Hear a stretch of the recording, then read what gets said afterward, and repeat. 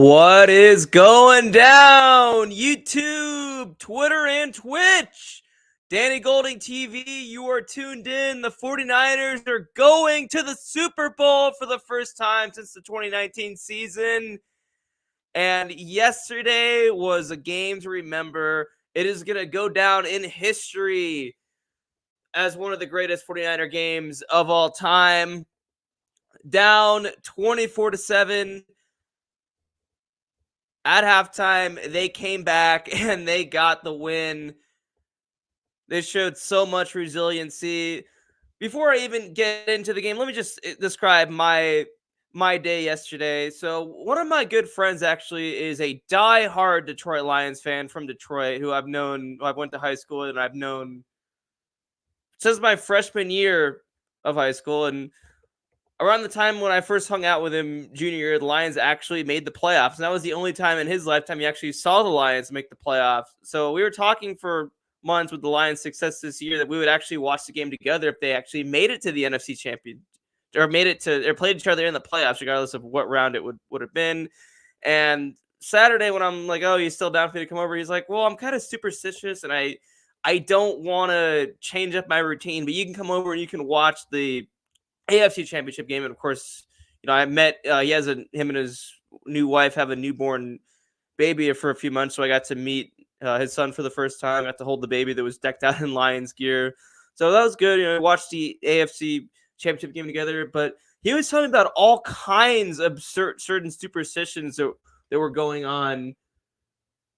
One of them was the fact that the Pistons, being as bad as they are, a weird thing has happened in Detroit where the same days when the Pistons win a game, apparently when the Pistons win a game during the same day as the Lions game, the Lions end up losing that game that's happened. And the Pistons are awful and barely have any wins at all. But apparently whenever they get the win, the Lions lose on that day, and that game the Pistons game, I guess they beat the Oklahoma City Thunder. That game ended, and so he's like, oh, fuck the Lions. That's not a good sign for the Lions. And so I leave before the game starts. I get home right as it starts, and the Lions quickly get that first touchdown to Jameson Williams, and it's 7-0. But then the Niners put together a good drive.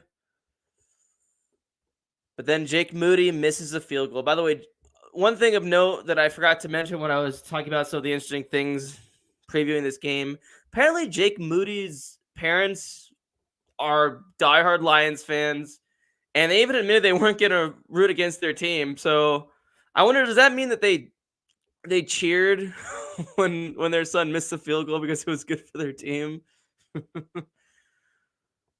So it's 7-0, and then quickly the Lions go up 14-0 on the David Montgomery touchdown. And Jahmyr Gibbs and David Montgomery, Jahmyr Gibbs especially, the Lions running game was just absolutely dominating the Niners defensively.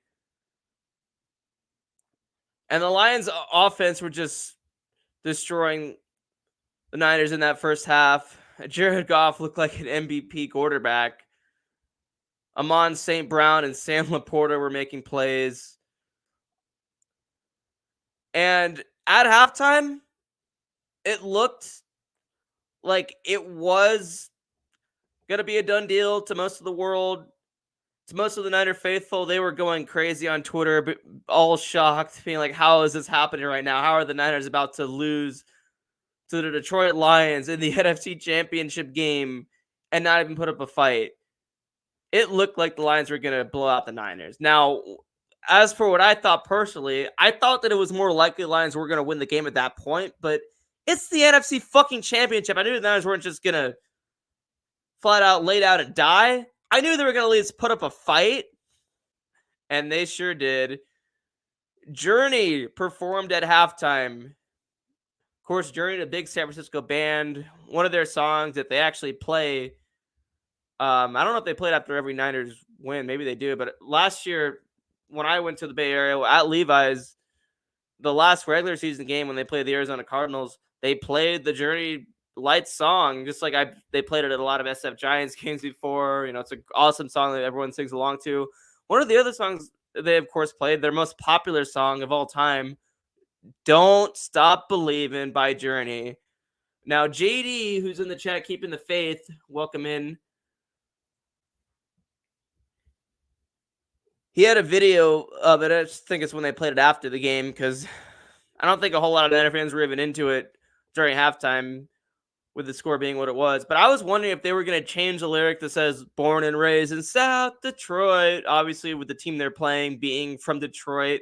And with all the Lions fans that traveled, man, and I got to give credit to the Lions fans. They sure as hell traveled, and they repped their team. You saw there was a lot of fans at the game.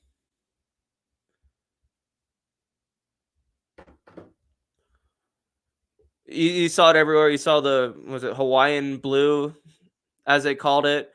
There was a Delta Airlines was doing a thing where they had bigger aircrafts and they added more direct flights from Detroit to SFO, Oakland or San Jose, whatever, for the game. So you knew Lions fans, also it being with them playing in Detroit where it's cold as fuck, they wanted to go to the West Coast in incredible weather and see the best game of their lifetimes. See the game that's meant the most for their franchise, for anyone that's been alive at that point. Because it's been 1957 since they last won an NFL championship. It was before the Super Bowl era. They, of course, have never won a Super Bowl. And 1957 is so long ago, it's the year that my mom was born. And it was actually in the game where they played the 49ers, the last time. That same year they played the Niners. It was actually a month after my mom was born. It was a lot similar to yesterday's game because the Niners were the team that was up 24-7 at the halftime. And there were some people, I think Matt Mayoko put it on Twitter, there were some people that were already comparing it, being like, oh, the Niners have to do the opposite of what the Lions did to them back in 1957. So like I said, I knew the Niners were capable of getting the win, but that third quarter on, the momentum completely shifted. So many things went right for the Niners in the second half. They started off putting together a good drive, but only got 3 points. That made it 24-10. By the way, another thing of note, before halftime, the fact that the Niners were able to stop the Lions from getting another touchdown when they were at the goal line before halftime ended up being crucial, because if they had done that, it would have been 28-7 going into halftime, and it would have been a harder deficit to climb back on. It looked like Dan Campbell, who's always aggressive, always likes to go for it on fourth down, which we'll get into in a little bit. He does kick it. Then I know they said that it looked like he made the signal to go for it on fourth, but they just kicked it. But yeah, the second half rolls around. So many things went right for them. The pass from Purdy to Ayuk, that was just a bullet throw. That was just an incredible throw. By the way, shout out to Rockin' New Era 84 in the chat. By the way, I'll bring in my co-host in a little bit, but just wanted to recap this game. Rockin', thank you for joining me. Hope everyone likes my new background as well. And I got StreamYard now, so things are going to hopefully be even better quality here. But yeah, that pass from Purdy that went off the hands of the Lions quarterback, Kendall Valder, and into the hands of Brandon Ayuk, that was one of the most unique plays and one of the most incredible plays you'll ever see. Of course, Ayuk scored the touchdown right after that. That made it 24-17. And then right after that, Jahmyr Gibbs is running with the ball, and he fumbles it. I think Gibson tipped it, and then Eric Armstead recovered the fumble, and that's when the momentum completely shifted from there. Yes, absolutely, JD. I was planning on doing that. Heck, I thought of doing that since 2013. When I expected to win the Super Bowl 11 years ago, I was thinking that on that pennant I was going to add another Super Bowl logo on it. And if all goes well for us and we get the win on February 11th, you will see a new logo on that. In fact, let me actually bring in my co-host Bandwagoner 2011. We can recap the rest of this game together, and I'll put on the headphones as well.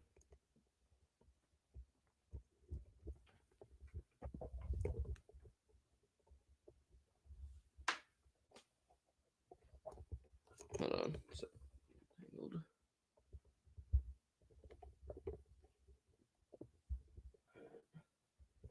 Formerly 49er Wildcat, aka Sean, known currently as the 2011 Bandwagon fan. Welcome into the chat, or welcome into the stream, I should say. Hope you like the new background and everything. What's going on? How about that game last night? First of all, it felt like I watched two different football games. It sure did. It was a tale of two halves. That's what it was. It felt like a completely different game in the second half. And by the way, before, because here's the thing, we should later, like after we sort of get done talking about this game, we should also talk about the defensive slugfest / disappointment that was the 2023 AFC Championship game. Yes, we can indeed.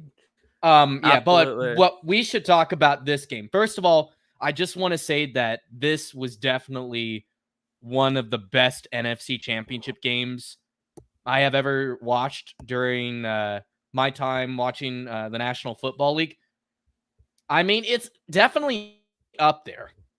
It's definitely up there. I would say top 5 all-time conference championship games. It was a classic. And this is definitely the kind of game I'm definitely going to rewatch, like the highlights from time to time. It's absolutely one of the best football games I've ever seen. And here's the thing, and I'm sure all the OGs are, in the chat are going to remember. This game reminds me of another certain NFC Championship game. Does anyone remember 17 yes, Atlanta. 17-0 in Atlanta, 2012, 2013. I watched that game with the AZ 49er Empire group, the one that goes to the Varsity Tavern in the Mill Avenue Bar in Tempe, where I went against in the Green Bay game. It's always lit there. I had only just turned 16 when that game was played, and my mom used to take me to the place that the AZ Niner Empire had their little hangout. Then it was all the way in Chandler, so far as fuck away from where I am, like about an hour away. And it was we had like our own little private room because it was at a restaurant. But man, that was so lit. We were down 17-0 with Kaepernick, and then came back and got the win. By the way, Sports Live in the ATL, Slita, if you somehow are watching this, he actually, that was our good old Falcons fan on here. Actually, there's a video on here of him crying after that, him having tears in his eyes. The 2012 NFC Championship game here's the thing. When I was watching last night's game, it reminded me so much of that 2012 NFC Championship game, for the simple reason that like the fact that we were down so much, the team was struggling. But here's the thing. If I recall correctly, in fact, I was actually just watching the highlights of the 2012 NFC Championship game. No, that wasn't the pick at the stick. That was a year prior. Yeah. And that game actually was near Christmas. And it was like the last game ever at Candlestick Park. But anyway. But yeah, so the thing is, I remember that game very well. I was actually hanging out at my uncle's place in Pleasanton. He was living there at that time. He no longer lives there. But I remember we were all there. We were having fried chicken and such while watching the game. And I remember Matt Ryan was shooting a lot of it to Julio Jones. Like, he played a phenomenal first half. But then after the touchdown pass to Tony Gonzalez at the end of the first half, the Falcons just stopped. They could no longer score anymore. They started becoming the old foul clowns that we all know and love to make fun of. And yeah, as all of you know by now, the 17-0 blown lead is now nothing. Like, nobody remembers that game anymore. because a more infamous blown lead would happen only 4 to 5 years later. 28-3. Man, yeah, here's the thing. The game last night, as I said, it was like watching two different football games. The 2012 championship game never really felt like that because even in the second quarter or so, you knew the Niners were still in it.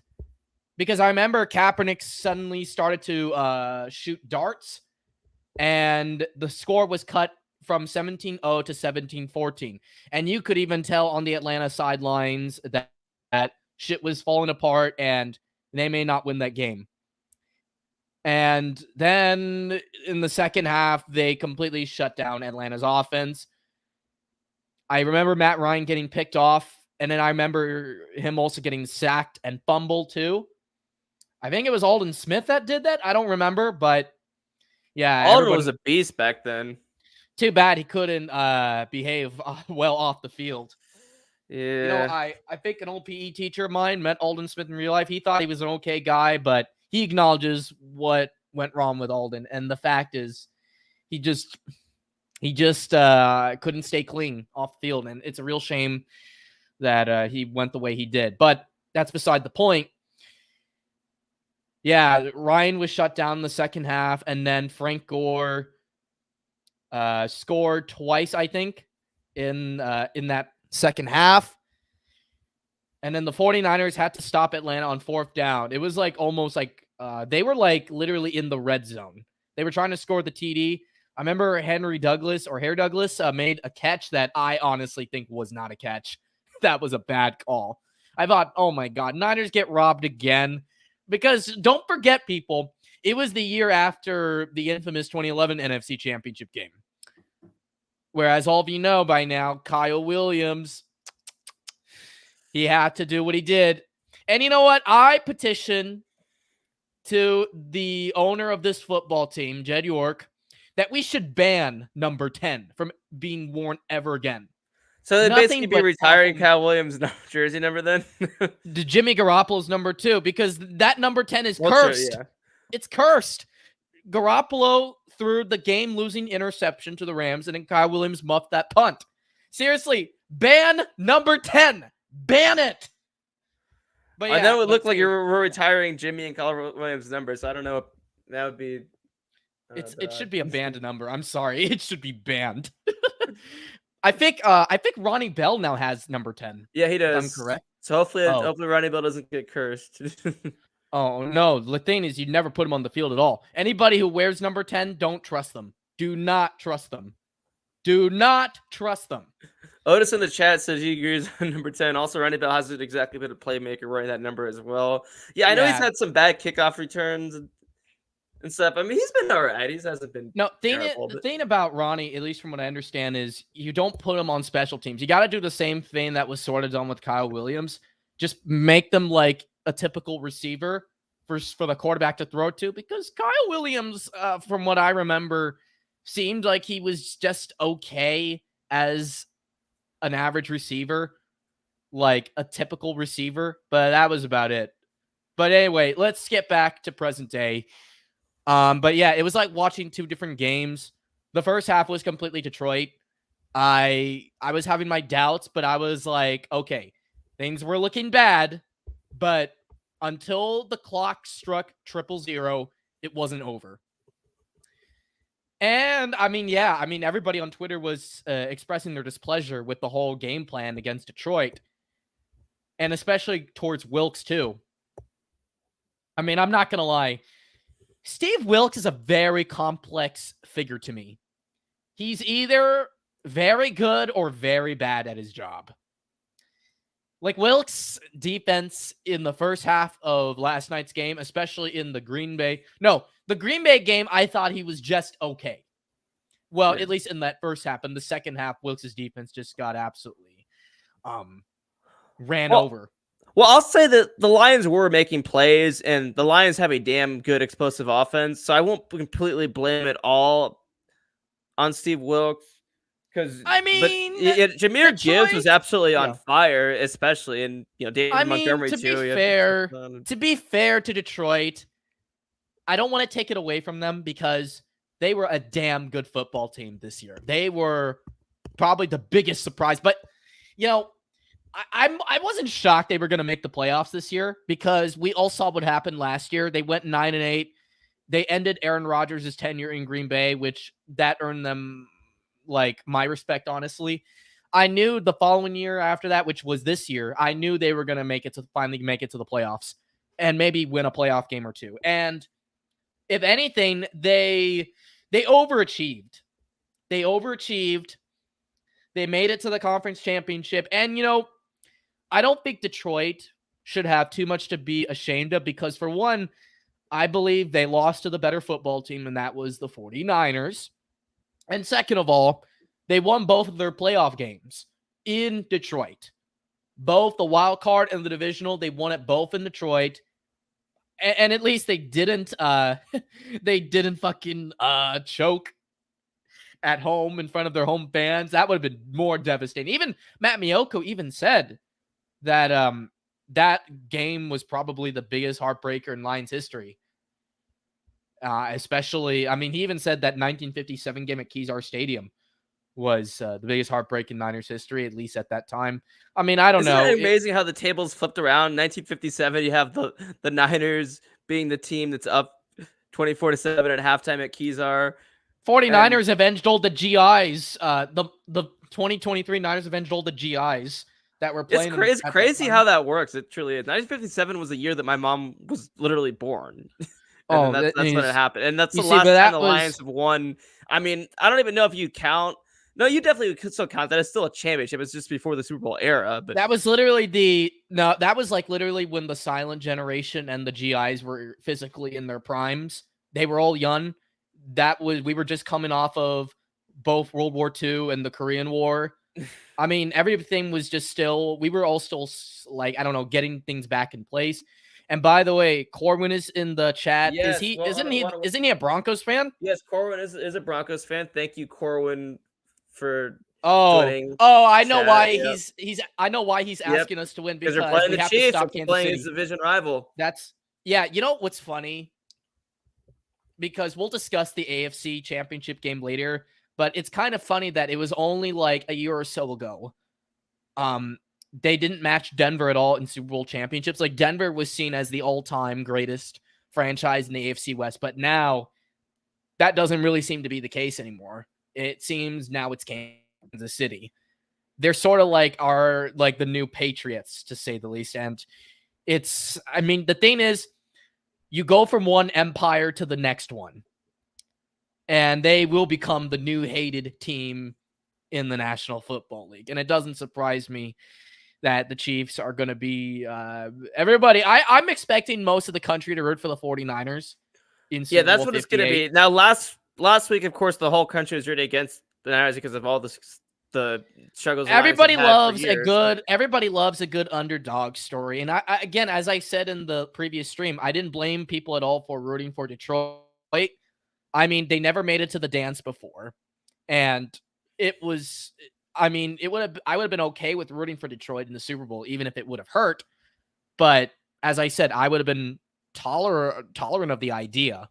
But still, I wanted to beat them and potentially get that 6th trophy. But yeah, I don't blame people at all for rooting for Detroit. Everyone's a good underdog story. It's like it gives more like of a movie vibe to it, like something made in Hollywood. And that, I guess that it would be better. That's what you have exactly with Brock Purdy, the last overall pick in the draft, pick number 262. If we beat the Chiefs, if the Niners beat the Chiefs, there could easily be a Disney movie made called Mr. Irrelevant or something like that. No, I don't want to see Disney make that shit. I want to see. I mean, they might not make it until the 2040s or something, but they will make it eventually. Look, no, it will come sooner than you think, honestly, because even if he wins just one, even if he doesn't last long or something, a movie surely will be made about Mr. Irrelevant. I believe they did do one about Kurt Warner, like I saw that movie. Personally, what was it called again? American Underdog. That was the movie. Personally, I actually saw that movie, not in theaters, but like on stream. I thought it was an all right movie, but here's the thing, man. National Football League is not PG rated material. We got to be honest here, because that movie was rated PG. They like toned it down like Disney style, sort of like Remember the Titans. You know, my Like, favorite movie that I believe it was a Disney movie. I'm not my favorite football movie. But my favorite football Disney movie would be The Game Plan, actually, from 2007. I don't know if you ever seen that one. which one? It has Dwayne the Rock Johnson, where he finds out he has a daughter he doesn't know. He plays for a fictional team in a fictional league that's based in Boston. Are you talking about hockey? That's a hockey movie. No. It's a football movie. It's called Oh. the Game Plan. I saw it in the theater when I was 10. Actually, Oh, okay. I heard that wasn't a good movie. That was like another PG rated film. You know, I don't want to see a PG movie, like rated movie about football. I feel like to do something really to justify the National Football League, you either have to go PG-13 or go all in.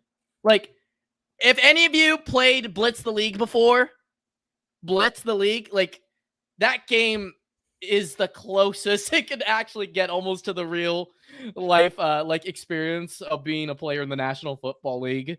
And that game was rated M for mature. Seriously. I feel like we need to see either a PG-13 or an R-rated movie about the NFL, because I just think it'd be... Well, that's what most of them would be, at least PG-13, I'm sure.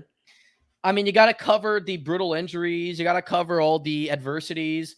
I mean, I would like to see a movie especially about the Patriots dynasty, and especially during the whole Aaron Hernandez murder case. That definitely would be R-rated material for sure.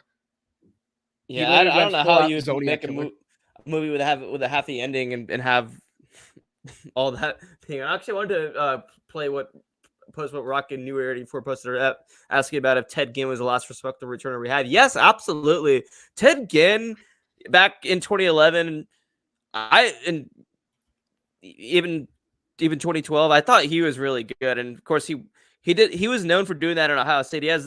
He had some returns back for a time. I think it may have been in that week 2 2011 Seattle game. He had a return. I'm kind of mad. I'm kind of mad. Even all these years later, it still hurts knowing that had Teddy been healthy for the NFC Championship game against the Giants, they definitely would have won that game. They definitely would have won it. But if I also recall correctly, Alex Smith did not have a good game either, even though he threw the 2 TD passes to Vernon Davis. But he couldn't find any wide receivers open, and he played like somebody who just can't throw. Like, I don't know. He looked scared out there. He played a little Jimmy G-S, is what you're saying? No, he played worse than Jimmy G in that NFC Championship game. Worse. Far worse, in my opinion. But the thing about Jimmy, though, is at least he was able to throw the football. Even if Who's it wasn't a better great. game manager, Jimmy G or Alex Smith? I wonder who's a... Oh, that's not even hard for me to say. It's obviously Alex Smith. Yeah, I would agree with that. Alex Smith, look, my opinion on Alex is that I honestly think he's one of the more underrated quarterbacks in recent memory. Not of all time, but in recent memory of the 2010s, honestly, because Alex Smith was actually... And you see, the reason why Alex struggled so long in the NFL from 2005 to 2010 is very simple. He did not have a good coaching staff around him. And had he had a consistent coaching staff that actually took his potential to its max, I think he would have maybe Hall of Fame numbers right now. Maybe. I don't know. I mean, even his college stats weren't that, at least passing yards wise, weren't that great. He wasn't really a great passer historically. And also, I felt like if he had someone like Andy Reid around him the whole time in his career, because he did from 13 to 17. You see, I felt like the Alex Smith we should have gotten in San Francisco was the Alex Smith we saw in Kansas City. And I think that Alex Smith would have shown up had like Mike McCarthy not left the Niners, because as you know, he was the offensive coordinator in 2005 for the Niners under Mike Nolan. And then some years or so later, he went to Green Bay to coach Aaron Rodgers, and they won that Super Bowl, which was arguably now kind of fluky looking back, because That 2010 playoff run was mostly filled with weak-ass teams that couldn't do shit. How did even the Chicago Bears even make it to the NFC Championship game at that time? It's crazy now, looking back, because Chicago in 2010 had a great defense, like an all-time great defense, but their fucking offense is just awful. Just god awful. Jay Cutler sucks. I'm sorry. He's a piece of shit. But anyway, but yeah, I wanted to sort of get back to American Underdog just for a bit before we resume talking about the NFC Championship game last night. Yep. The movie was mostly fine, but my biggest complaint was that it was too short, and it did show Kurt Warner when he was in Arizona. I wanted to see them like depict the whole Super Bowl run throughout all of '99. I would be looking forward to seeing that, because I actually living in Arizona at the time when that was a good Super Bowl. Look, if you're looking for a comprehensive, in Arizona in 2008 was really good. Like that was a good-ass team. If you're looking for a comprehensive history of Kurt Warner, you're going to be disappointed by this movie, because it wasn't that. I mean, it's inspiring, it's motivating, but it's not the best sports movie I've ever seen. In fact, what's your favorite sports movie you've ever seen? For me personally, the greatest sports movie ever made was Raging Bull. It's not even close. I watched. I don't know if I could. I mean, yeah, it's kind of a sports movie. The domestic violence in that movie is like too much for me. When I saw it, I was like, oh, it's. But yeah, that Warner movie was. I mean, it was all right, but I wish they went into more about his Super Bowl run in 1999. Wanted to real quick give a quick shout out to little BJ, go Broncos, to be honest, in the Twitter chat room. Shout out to him. Yes, yeah, you interacted with him back on Twitter back in the 2014 days. I've known BJ since 2009. BJ is fucking hilarious. He is one of the funniest guys I have ever encountered. Like, he's just he sure is. His videos were the best, but back in the day, back 15, 14 years ago, his videos were legit. He's just, that's this guy. He's an awesome comedian, if anything. But yeah, anyway, if you're looking for a comprehensive history in Warner, you're going to be disappointed by that movie. It doesn't go into the 99 and even 2001 runs. I mean, I think it would have been very interesting if they had Tom Brady, like somebody playing as Tom Brady, make a cameo. I mean, I think it would have made the movie even better. And then, maybe skip all the way forward to 2008 for, I don't know, 2008 run. That was a great run. It's just too bad they lost that Super Bowl. They should have won it. And I think had they not threw the pick six to James Harrison, they definitely would have won that game for sure. But check out the movie if you want. But as I said, you're going to be disappointed if you wanted something more in detail. And they even used the wrong logo too. The Rams logo in 99 they got it so wrong. So they didn't have to change like anything. They used the actual real teams. They didn't have to change up. They used the real logo, but the problem though was they used the one from 2000. They didn't use the one before because it was different. It was the one they still had, I think, when they were in LA. I don't know. They got it a little wrong, but the uniforms were accurate. It was all right. They even had Ray Lewis, I think, somebody acting as Ray Lewis. Oh man, that would be make an interesting film, honestly. But anyway, getting back on topic, let's flash all the way forward back to present day. You know, Jared Goff, I have to say, Grant Cohen was correct. Did he kind of remind you of the Rams, Jared Goff, a little bit? Because he did look good in the first half, but I wouldn't... Look, no, listen. Jared Goff throughout that football game, he did not impress me at all. He just didn't. You know why? Goff seemed like he played a bit like Jimmy in the 21 championship game, but also Goff has always been the kind of guy that wasn't always going to make giant splash plays. I mean, he could do it. He's capable of doing it, but the thing is, in this game, he didn't really do that much. The thing about Detroit last night was that they really relied a lot on the run game, and for the time, it did work. But in the second half, when Niners came out of the locker room, they immediately fixed everything. And, I have to give credit where credit is due to Wilkes. I think he's really inconsistent. In fact, I think he should be questioned for his inconsistency. The fact that he was able to fix his shit literally within 15 minutes and keep this team, for the most part, under 24 points, that's impressive. That is really impressive. And yeah, and also I want to discuss the big moments in the game that really changed everything. Yeah, as you said, it was the 4th down gambles by Dan Campbell, and also is the catch of Ayuk. But yeah, the first 4th down conversion, or the first attempt on 4th down, it was in field goal range. Looking back, they should have taken the 3 points. Yeah, and that was back when the score was 24-10. Yeah. Here's the thing. And at that, honestly, at that time, I wasn't necessarily against the call because the momentum was still on the Lions side. Look, here's the thing. You also have to understand, Danny, this is the playoffs we're talking about. It's a fight to the death. Yeah, and that's how the Lions have been in the position where they are, because Dan Campbell has made so many gambles on 4th down this year, but he's been so successful at it and so aggressive at it that the Lions. I have to sort of defend the guy. In the position that they are.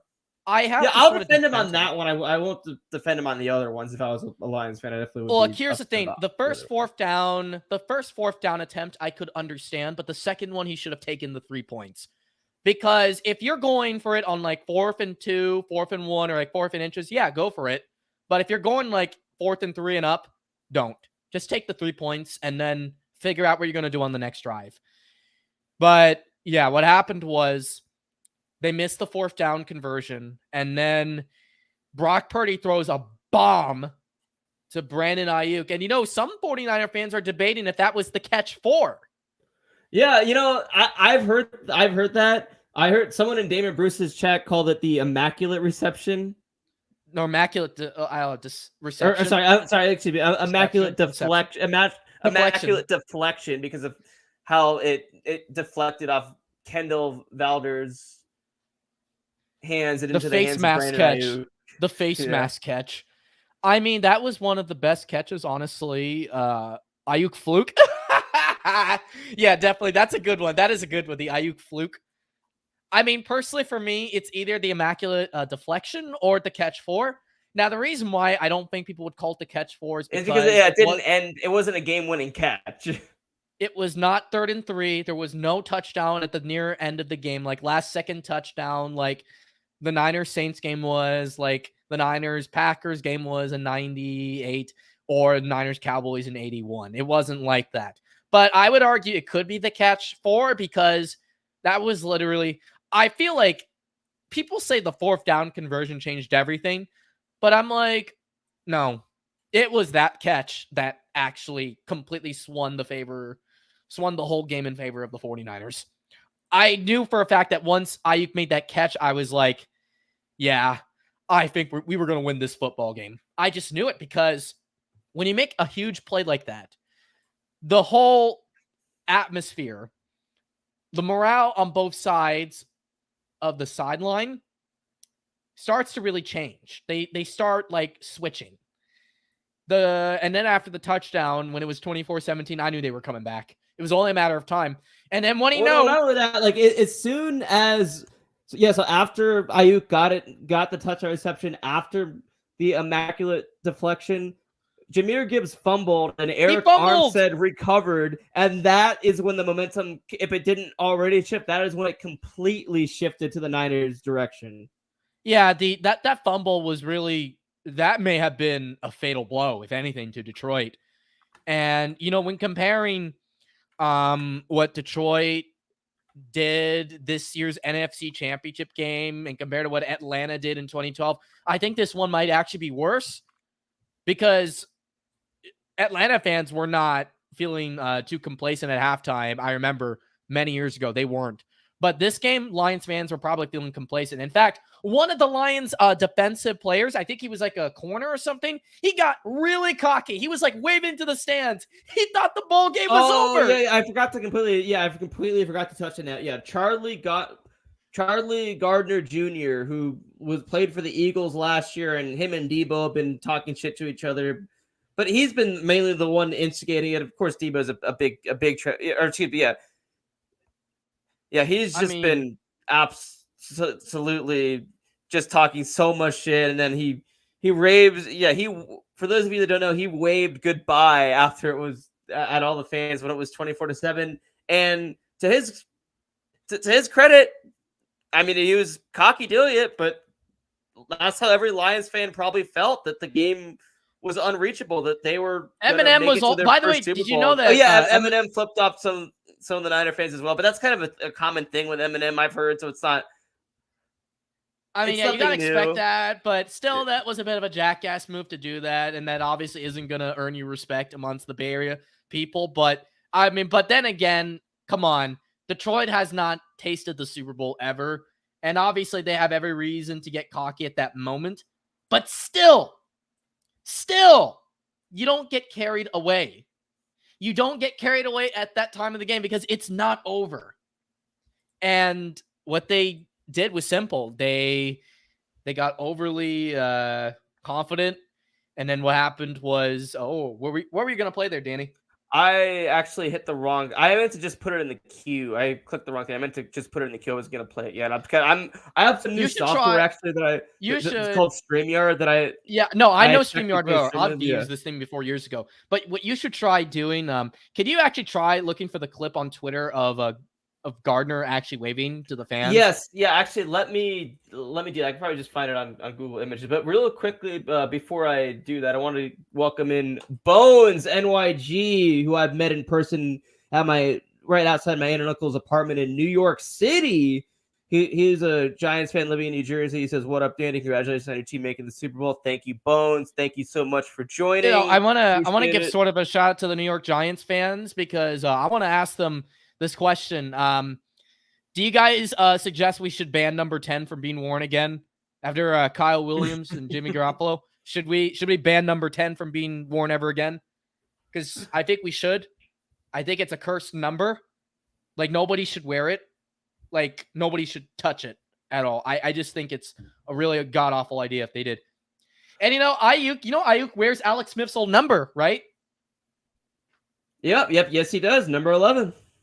I feel like Ayuk is living up to the legacy of Alex Smith. Since we're talking about Ted Ginn, Ted Ginn wears Deebo Samuel's current number. Actually, or Ted Ginn wore Deebo's current number, as a matter of fact, number 19. Oh, that's right. They wore both number 19. Yeah, Deebo's definitely a worthy successor to Ted Ginn Jr. Without question. Worthy successor, if not even superior. I mean, the Niners of this era, the Shanahan era compared to the Harbaugh era, I think for the most part, it's a much better football team to watch. I feel like they're more consistent, and they seem more like a complete team on both sides of the football, offense and defense. Because you remember that during that Harbaugh era, the biggest problem was really the quarterback. Because Kaepernick, as good as he was during that brief period in 12 and 13, there was still a lot of uncertainty around him. But this time around, I feel like it's a little more sustainable, if not much more sustainable now, because Purdy actually now plays like a real quarterback. I don't know. I mean, I got to make it clear. He's the best. Like I've said numerous times, Purdy is the most accurate, the most comfortable I am watching 49ers quarterback in the entire 16 plus years that I've watched 49ers football since the 2007 season when I first started watching them when I was 10. There's been no quarterback that has just made me relax watching the way that Brock Purdy does. Maybe Kaepernick, 2012 Kaepernick was like that a little bit for a point. But it just has been nothing like that. In 2017, Jimmy G, I thought was going to be that guy, but he just never was. Trey Lance, even though I still think Trey Lance is going to end up being a good quarterback in this league, but Trey Lance just was not ready yet. No, man, I don't. No, listen, Trey Lance, I think he's done, man. I think he's a certified bust.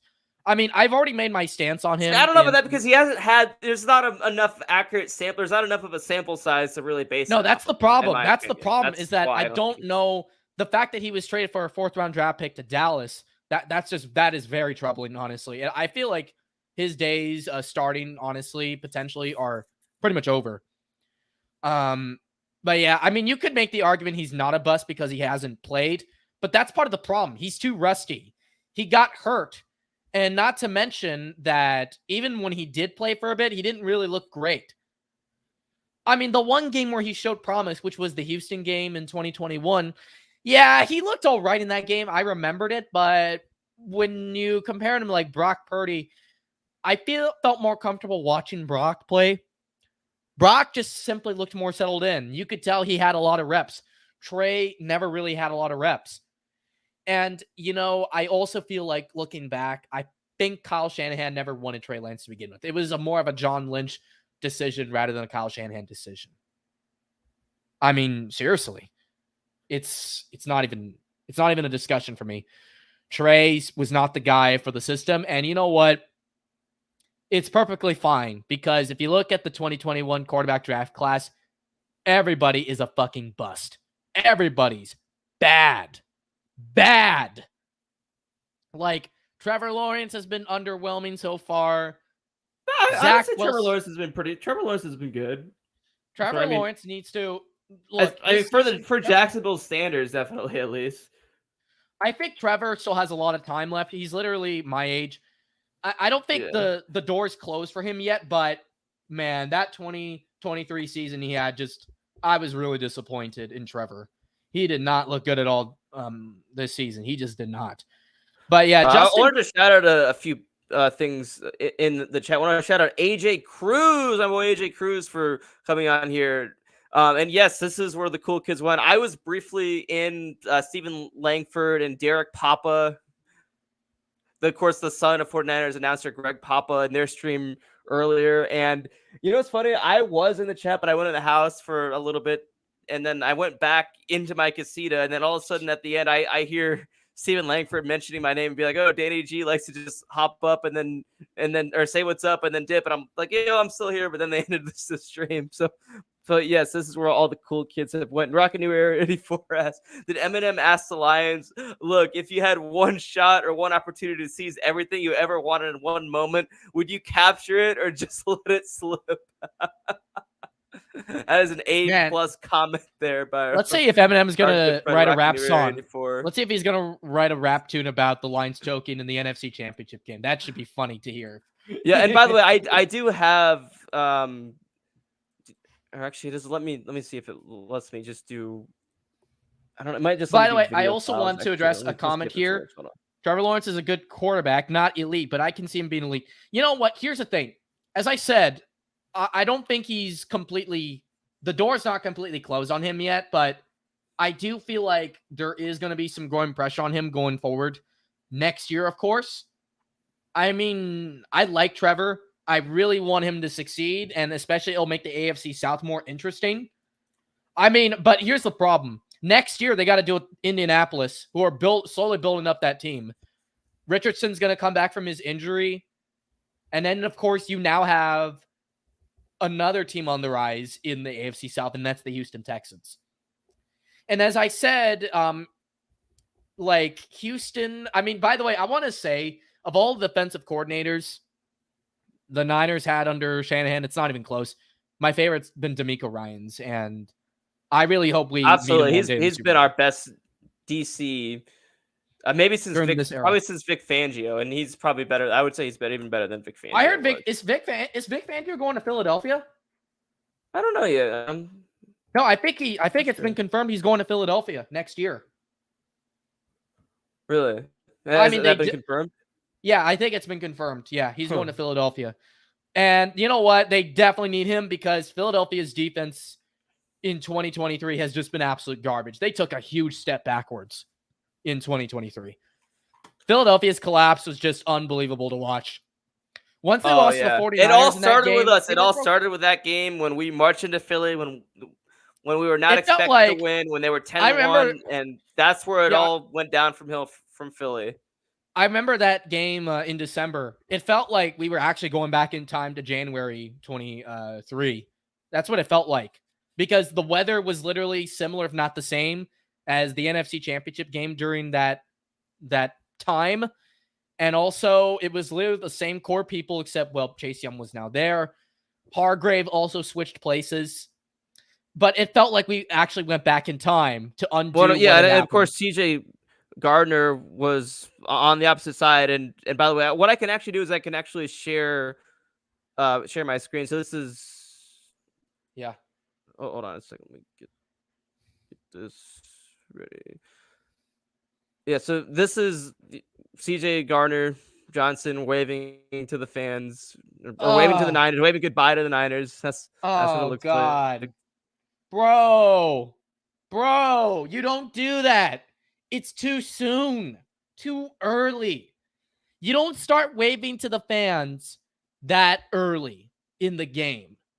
It's not even like the end of the first half. Why would you do that? You're only just going to piss off your opponent even more. And it's bad karma. He really shouldn't have done that. He really shouldn't have done that. But anyway, let's see here. But yeah, that game was really, it was weird. It was like not even, I mean, again, I wanted to sort of get back to Goff for a moment, just like how he performed. I don't think he was awful in that game. In fact, I think he ended up throwing for more passing yards than Purdy did. But the thing about friggin' Goff, he was basically, as Grant Cohen said, a glorified Jimmy Garoppolo. He didn't throw a lot of deep passes. He was absolutely like, he sort of took a backseat in that game for the most part. AJ Cruz, in response to the CJ Gardner Johnson, says, "I believe this is where the kids call, or where the kids call it, fuck around and find out." Yes, sir, indeed. I wonder, I mean, at least Atlanta didn't feel this way in 2012 in that NFC Championship game. They didn't. They never. I mean, you got to at least give Atlanta some credit, at least for that time. They never got complacent going into the half. But it is what it is. It happened. And I honestly don't know if Detroit can recover from this. I mean, that's the thing. Even Campbell even admitted himself that it was very difficult to get this far in the playoffs to begin with. And it is.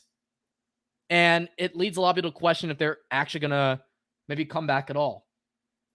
I mean, they could. It's not impossible. It's only like 2-3 games you got to do in order to get into the NFC Championship game again. But also, the NFC is going through a transition period. I feel like this conference is going to get strong again in the next couple of years or so. And I don't know if Detroit can really catch up with that, but we'll just have to wait and see. I mean, I think Seattle is cooked for years to come, especially now that Carroll is gone. And they also don't have Russ. I wonder where Russell Wilson's going to go.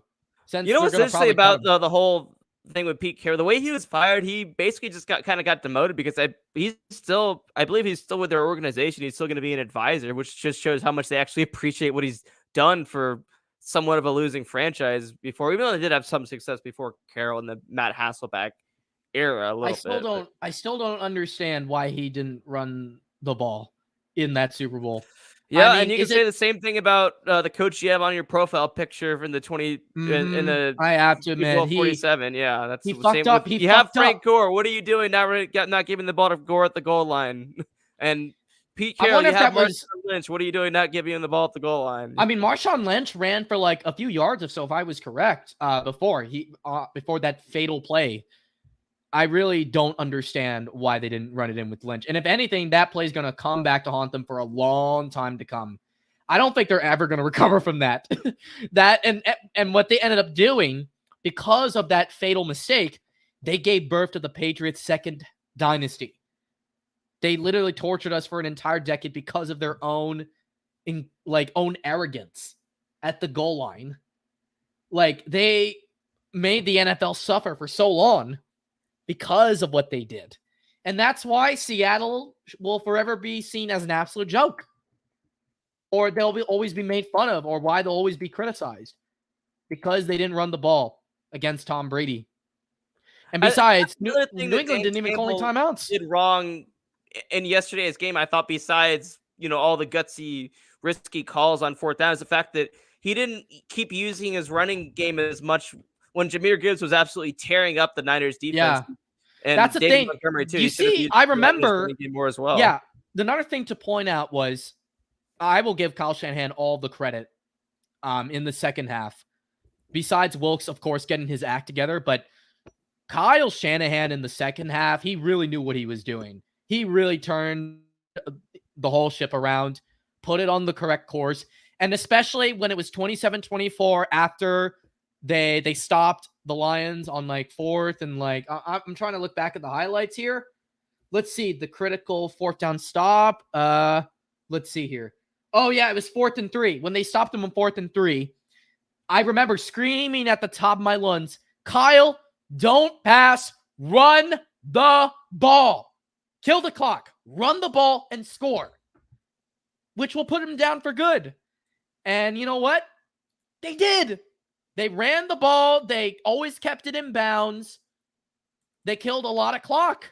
Oh, yeah, another thing. And on the touchdown where they went up 34-10, Kyle Shanahan used Elijah Mitchell, which in these past streams that I've been doing with the squad here, I've been saying we need to see Elijah Mitchell. I was even suggesting Jordan Mason, but we need to see Elijah Mitchell have some carries too. Kind of what the Lions running game was doing with they mainly relied on Jahmyr Gibbs. He's mainly the one that had all the touches, just like, of course, Christian McCaffrey's going to have most of the touches. But Elijah Mitchell, when he had that, he just went in that game to score that touchdown. And I thought that was really cool. Elijah Mitchell, look, yeah, here's the thing. Elijah Mitchell has sort of been sidelined because of CMC. But when he's there, man, I'm just telling you, he's an underrated piece for the team. But here's the sad thing. The sad reality is that I don't think he's going to last much longer in SF because the fact that we depend so much on CMC now, and also the fact that Mason is also a very good running back too. But yeah, I don't think he's going to last much longer in the team. But I'm glad Mitchell got his touchdown. He definitely earned it. Yeah, and that's pretty much what sealed the.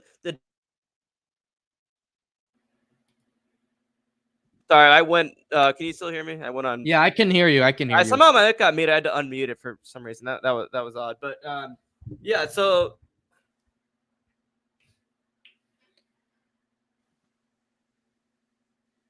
be careful with that mic. Oh God, did he? I can hear you again. Yeah. Okay, now I gotta turn my thing down because I've been hearing myself in that. Yeah, Mitchell cannot stay healthy, but when he is healthy, though, he will definitely play well. And he, as I said, he's an underrated piece that should not be underestimated.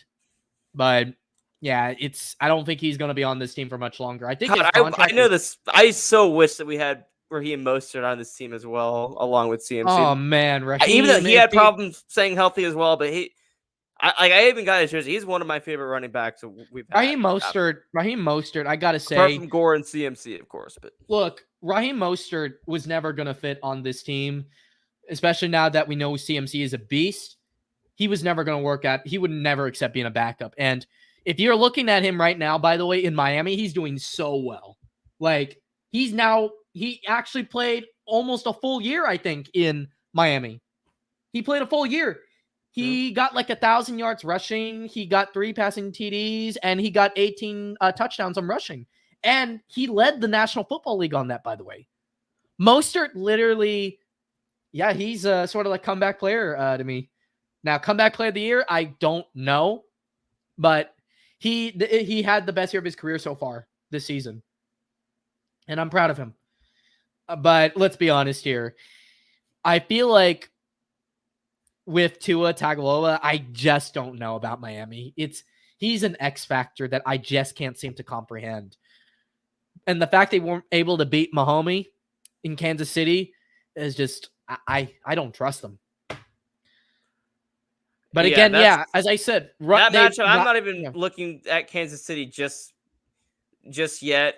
Like we're gonna have a lot to talk about for that game in these next 2 weeks. But thing is, but yeah, as I said earlier, though, running the ball is at that point of the game when you're leading 27-24 is the smart thing to do, and they executed the correct plays. They always ran it up the middle mostly, And then they even gave it to McCaffrey, I think, on one big play that got him almost got him the touchdown completely. CMC, I think he played excellent last night too. And I honestly think he should be the MVP in the National Football League, not Lamar Jackson, who, by the way, Yes, I'm getting ready to CMC roast. would be my pick for MVP. Well, for MVP, but I would say you still have to. Your mic went on muted again. Whatever it's muted, I see is. At least it seems to stay connected when it mutes, when it gets unplugged or whatever, then it goes back in. Shit, I just lost. Yeah, so the fact that Lamar Jackson did what he did on a team that didn't really have that particularly good of an offense, I think he's deserving of the MVP in that case. Perhaps, but it is kind of a quarterback award. Man. But CMC is such a big difference maker that he should definitely be in the MVP conversation, at least. But yeah, going into Super Bowl 58, which will be a rematch of Super Bowl 54, I feel like the 49ers have a better shot this time for the simple fact that Mahomes is more vulnerable this time around. And also the fact that the Niners now finally have a real quarterback, because Jimmy G wasn't good. He was average at best, but he was nowhere as good as Purdy is like right now. It's not if you're close. A 49ers quarterback that's in the Super Bowl, you have to be compared to Joe Montana or Steve Young. You have to have the heart and the resiliency and the will to win a damn championship, I think. And that's what Purdy definitely has. You have to have the it factor, and Purdy has that. I love Jimmy G, but he just did not have it. And even going into that Super Bowl, a lot of the Niner fans had that as a concern. I had somewhat faith in Jimmy, but the fact that Kyle Shanahan himself didn't seem to trust him leading up to that definitely showed in the Super Bowl. It showed why. By the way, Danny, I want to share with you something, and I feel like the chat needs to see this. I mean, it's going to hurt, but I want you to share this clip of Super Bowl 54. If anything, this was the play that pretty much cemented Jimmy G as a choke artist, like all-time choke artist here. It's in the private chat. Okay, look at it. Let me see if I can. Because I don't know if I can easily. I don't know if can I play other video. I don't know if I'd have to download that just to play it. So I mean, that might take like a. No, you can share your screen. Oh, that's right. Share my screen, right. You can share. You share the screen here. Let me share my screen. And actually, I was gonna. McKinnon I liked McKinnon. It's just the problem was he always kept getting hurt too. But in Kansas City, all of a sudden he's healthy. Yeah, of course he got a ring with the Chiefs. Very weird. Oh, before I show, actually, here's Eminem flipping off the fans. I don't. Oh, fuck you, man! That's an asshole move. Yeah. But he took the L, so it's all good. Yeah, his reaction was priceless to that blown 24/7 lead. Yeah. But this is why. Oh, I hate this. I'm sorry to do this, everyone, because we're getting revenge for this game right here. Replay. Can you get it on bigger screen, by the way? Yeah, let me do that. We gotta look at how he overthrows him. He's going for the Hail Mary. Whoa, look at me. I'm Joe Montana, Tom Brady. Wow. No, you're not, Jimmy. No, you're not.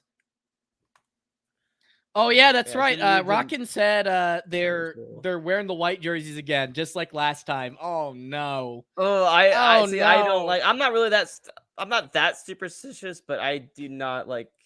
I don't know if I think that's the best idea. But hey, I do love those white jerseys. So if the '94 throwbacks, hopefully they can win us a championship this time. I actually wanted to share this. I mean, they did win it. They did win it in 81 and 1989 with the white jerseys. So it's not out of the question. Oh yeah, 94, 95, they wore the red jerseys of those same style jerseys of the.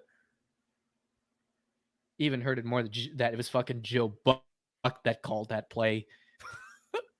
He's not even on Fox anymore. He's on ESPN, which is so weird. I cannot see him being on anything but Fox. Yeah, next year Tom Brady starts his big broadcasting Woo! contract. Is it bad to say that I'm excited to see what he's going to do in the booth? No, that's I'm excited. I'm sure everyone excited. is. Yeah. I think he's going to be more interesting to hear to than Tony Romo, who's on CBS. Yeah, I know Tony Romo in his first year, everyone seemed to really like him as a commentator. Then afterwards, like no one seemed to. People thought that he, as a commentator, regressed and just didn't Nah, talk too I like much. And Romo. no, I like yeah, Romo. I think I he's like Romo. decent. But the thing is, Tom Brady as a commentator, I am looking forward to it because that dude has a high football IQ. It's really, really high. Yeah, I look forward to it. And I wonder how many NFC Championship games with the 49ers he's going to call. I wonder maybe if he's going to start rooting for the Niners again, like he used to when he was a kid. You know, I actually thought Tom was going to come back to the Bay Area, like to retire here. Not to join the Niners, but to come home, retire in peace, where he would become one of us again. But no, it seems like he's settling down in Florida permanently, which is a huge shame. But then again, there are no taxes in Florida.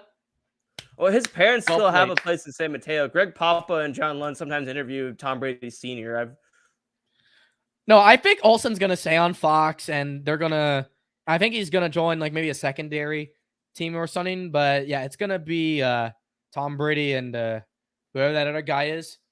I mean, I like him as a commentator. He seems exciting and colorful enough. Better than Joe Buck, in my opinion. But I don't know. So this is something I.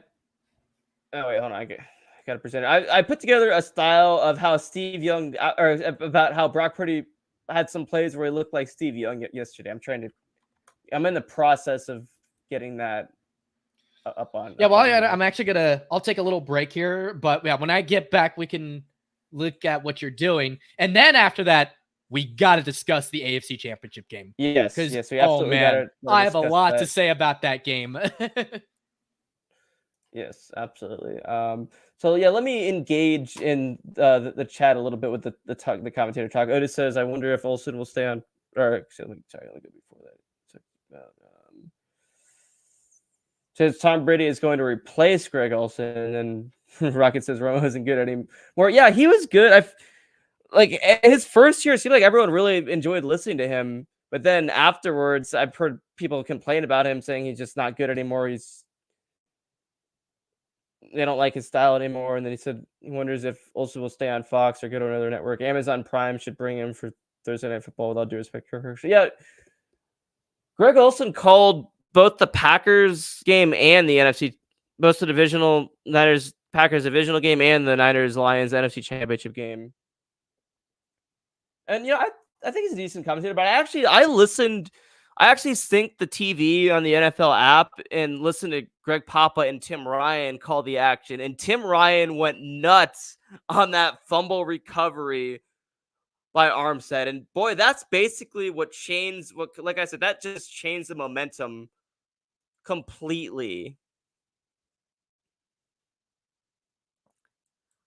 Like, I knew that the Niners were going to just come back and the Lions were not going to be able to adjust to the Niners shift of momentum. Levi's was rocking. Levi's was silent in the first half, and the traveling Lions fans, which there were a lot of them, and credit to them, credit to all their fans. They traveled well. It was the game of their lifetime. No matter how much they spent on it, I'm sure the real estate situation being better in Michigan, I'm sure a lot of them had some money to fuck around with and spend on such a trip like that. But honestly, Lions fans have, for the most part, nothing to be ashamed of, but obviously a loss like that is definitely going to hurt for a long time. Yeah, and that would suck, having to fly all the way back to Detroit after, and then realizing how much money you spent, assuming they spent a lot of money on that after that. Like, oof. That has to be no. I mean, honestly, as I said, they shouldn't have expected to beat the Niners at all. But the fact that they blew the 24-7 lead, yeah, that's got to be painful to endure. But yeah, anyway, let's shift gears.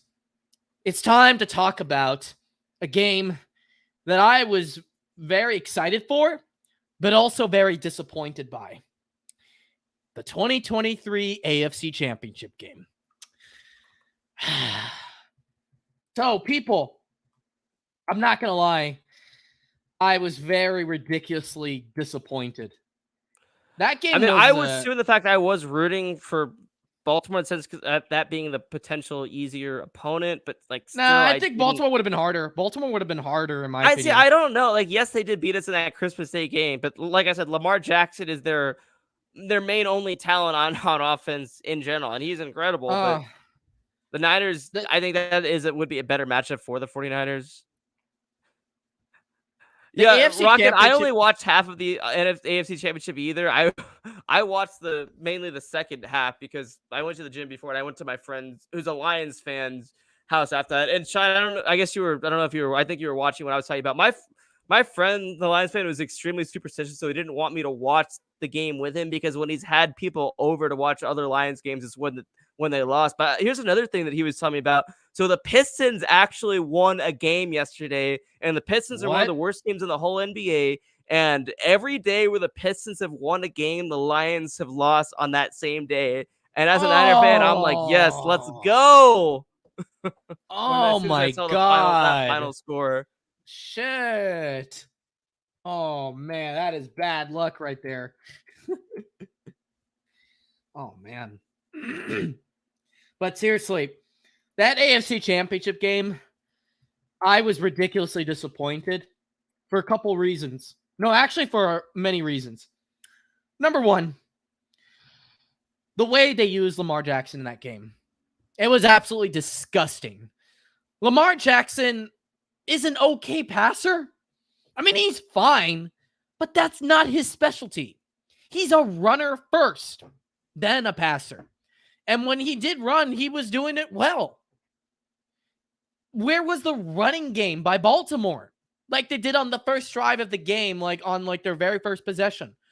Baltimore shat the bed throughout that whole game. They were beating themselves offensively. Now, obviously, Kansas City did well offensively in the first half, sort of. But in the second half, though, Baltimore did shut down the Kansas City offense. So Mahomes wasn't able to really do much. If anything, Kansas City was depending more on their defense to win the game. And to be fair, it did work out fine. But Baltimore, this was a game for Baltimore to lose. They got close multiple times.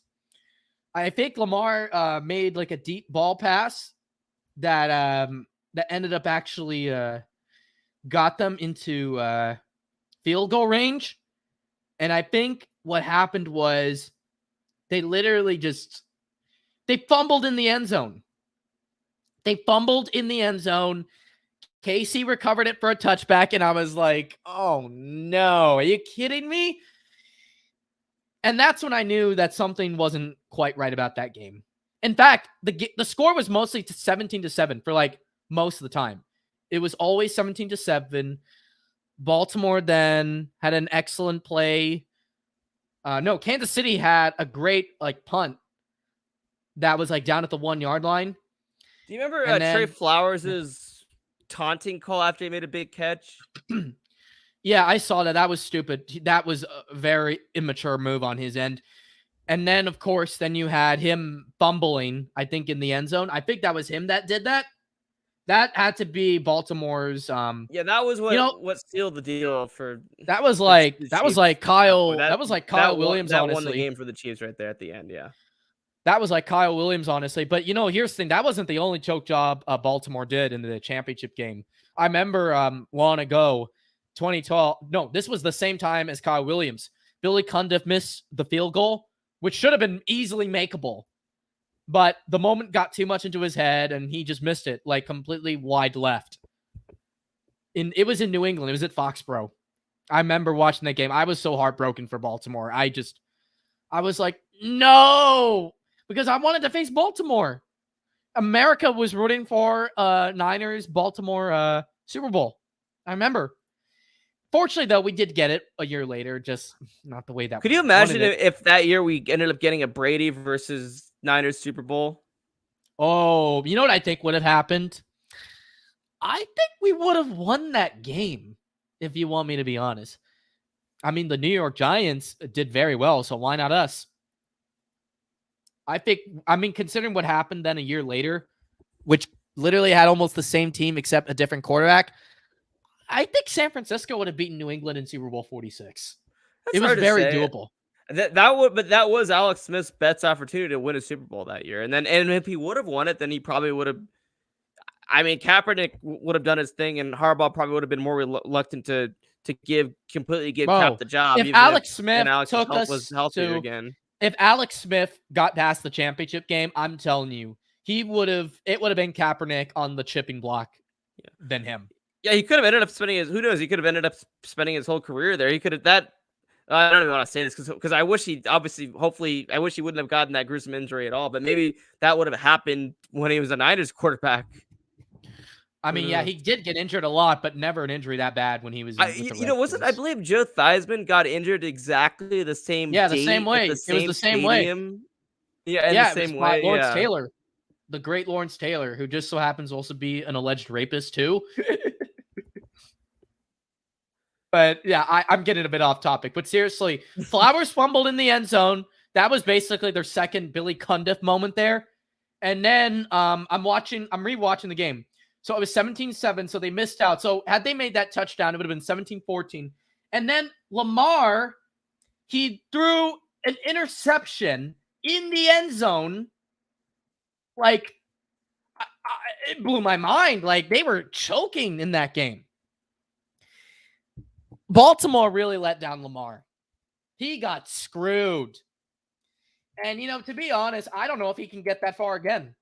I mean, maybe. But that's a tough one to get over. And besides, we need to be very honest here, okay? I'm going to sound a bit like Charles Barkley for a moment, but we need to be honest here about Baltimore, okay, Danny? And especially with the chat here. I think most of the chat will agree with me on this, but the only reason why Baltimore got as far as they did was because, one, they had that first-round bye. That definitely helped them. And secondly, they took on a football team that was literally still in its infancy. That was literally in the start of a whole rebuild. Houston is literally not even at full, complete strength yet. If anything, they're just getting started.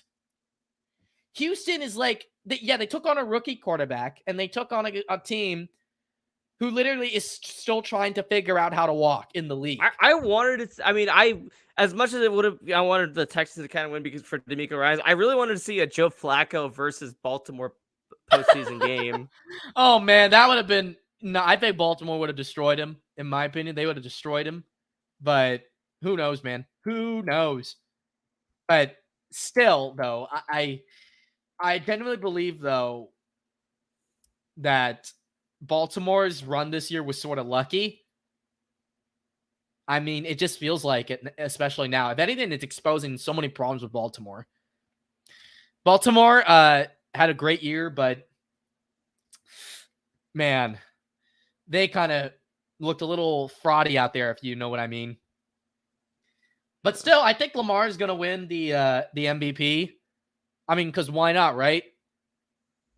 But that loss is going to haunt them for years to come. Yeah, Rocky, the Ravens' defense is with Lamar Jackson is basically why they were in the position where they were in. Ravens always had a good defense since Ray Lewis showed up in 96. Defense has always been part of the Ravens' identity. Yeah, normally it would, Rocky. Normally, you'd think holding the Chiefs 17 points would win you the game. Yeah, normally it would, yeah. I honestly also think Baltimore's offense is also a bit incompetent as well. And besides, I think they did have a coordinator switch during the regular season, if I'm correct, because it used to be Greg Roman as the offensive coordinator. Yeah, it was. It's funny. There's that Greg Roman under Harbaugh. Again. Oh, wait. I'm reading this right now. So he was the offensive coordinator from 2019 to 2022, and then he got fired. And then Monken then became the OC for Baltimore. But that didn't really fix the problems. So I really want to ask the chat the question, okay? Was Baltimore's defeat last night the result of a bad, play calling offensively? Or was it because, I don't know, was it also because of Lamar's style of play? or was Kansas City's defense just that good? I would say it's a mix of Kansas City's defense being as good as they are and maybe the play calling. I wouldn't really put it on Lamar Jackson. I think Flowers has also got really cocky. Yeah, I remember how the fumble happened. He died. Flowers, yeah. Flowers is definitely going to get death threats for that fumble. He definitely will be. Once they fumbled that ball, that game was over. I just knew they weren't winning that game, unfortunately. And then I remember Mahomes made one deep ball pass that basically ended it in the 2-minute warning. It was, yeah, that was like putting a fork in the hearts of so many Ravens fans. It was sad. I felt bad for them. But yeah, Flowers is definitely going to get dogpiled on for his fumble for a while, in my opinion. Oh, he's not letting that fumble define him, huh? I don't know, man. Let's see. This year, he was not even that. He seemed like he had an okay year. I think he's a rookie. So maybe you could argue it was a rookie mistake. Let's see. 850 yards, 5 touchdown passes, 77 receptions, 1 rushing touchdown. He never lost a fumble all regular season. And it was only until just recently in the AFC Championship game. Well, apparently Zay Flowers was born exactly a year before 9/11. I just saw, wow. Oh my God. That's disturbing as hell. Maybe that might explain why he choked. So, yeah, I don't know what that. But seriously though, the AFC Championship game was a huge disappointment. I remember once that game was over, I was like, I mean, I don't think it was a boring game to watch. I wanted the score to be higher. That was the way I see it. I don't know. Some people may disagree with me, but the kind of football that I enjoy watching are offensive shootouts. That is my favorite kind of football to watch. I don't really like defensive slugfest unless there's like really a good reason to have them. Like yesterday's AFC Championship game sort of was fun to watch because Ravens got really far down the field multiple times and they still found ways to screw up. So yeah, the game was sort of fun to watch, but it was also torture because it was the fact that it was the Kansas City Chiefs that won that game. If it had been any other team, I think I would have been able to accept it, but it was Kansas City that won, and it sucks. And now it's up to the 49ers to put a stop to this dynasty in the making. Yeah, it is. And it's time for the Niners to get their revenge on Super Bowl 54 after 2020. The Niners losing the Super Bowl in February of 2020, it led to a whole bunch of bad things just in the entire universe happening. Basically, of course, COVID-19. Oh, yeah, that's right. Summer after that. The last time the Niners and Chiefs had a Super Bowl, after that game took place, all hell broke loose around the world. We had about a month of normalcy after that Super Bowl, and then everything just went to shit. So what's going to happen next? World War III?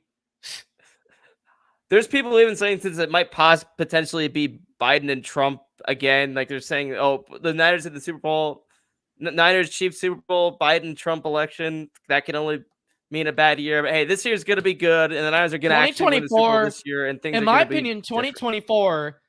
I don't know if it's going to be a good year. I'm calling it right now.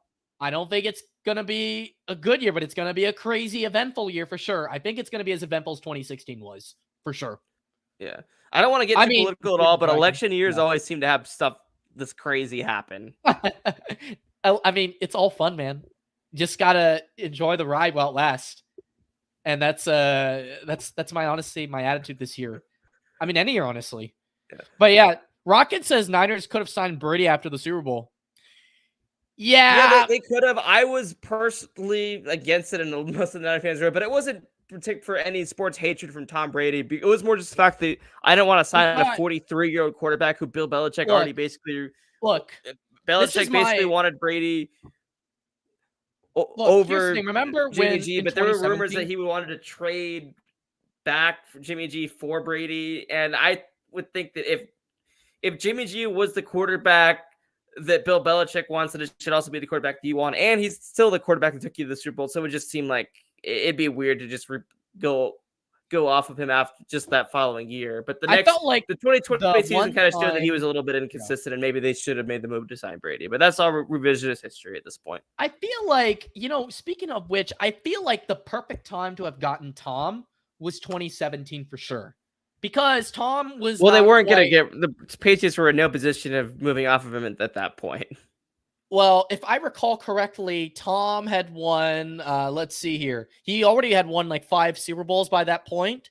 So Well, that was he was just coming off a Super Bowl victory, a big 28-3 kind of. I don't that would, the in my Patriots opinion, would have been definitely the were best way not ready to go get out. rid of him at that point. No And way. considering how many more years Tom did play in the NFL, and like, I mean, he played like, let's see, 2020, 21, 22.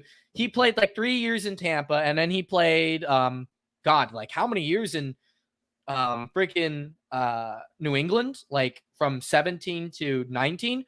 Yeah, I think it would have been possible for him to last on in San Francisco. He could have played a while with the Niners if he was able to. Would have been crazy for the Niners franchise to have both Tom Brady and Joe Montana in their history of quarterbacks. That would have been you know what? amazing. It would have actually made the whole transition to Brock Purdy much smoother, I think. Because you have to understand, Purdy was drafted in 2022.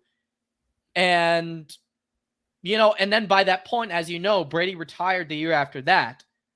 So maybe imagine if Purdy was under Tom's, like he was literally the apprentice to Tom Brady. I think it would have been so fucking fitting if it was Mr. Irrelevant and pick 199, both together on the same like depth chart. Well, there were rumors before Brady retired, when after Purdy's arm fell off in the NFC Championship game last year, that maybe the Niners were gonna somehow go after Brady before he retired.